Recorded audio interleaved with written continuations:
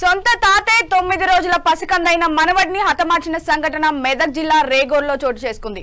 పోషణ భారం తనపై పడుతుందనే అనుమానంతో మనవడిని తాతే చంపేసిన యథార్థ ఘటన పలువురిని కలిచివేస్తుంది. రేగోర్లో పోచమ్మ లక్ష్మణ్ దంపతుల మూడో సంతానమైన 9 రోజుల బాబు అనుమానాస్పద మృతి చెందాడు. రెండో మనవడు అనారోగ్యం పాలవడంతో తనపైనే ఖర్చుల భారం పడిందని, మూడో మనవడి పోషణ భారం కూడా తనపై పడుతుందనే అనుమానంతో 9 రోజుల పసికందును తాతే తాడును మెడకు కట్టి హత్య చేసినట్టు పోలీసుల విచారణలో తేలింది. అనంతరం నిందితుడు వెంకట్ను అల్లదుర్గం సిఐ జార్జ్ అరెస్ట్ చేసి రిమాండ్కు తరలించారు.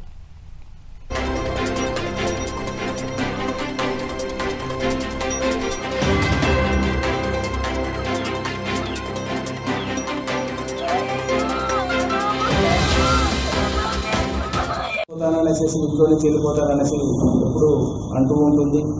అందువలన ఈ అబ్బాయి కూడా మా మీద పడతాడేమో అనే ఉద్దేశంతో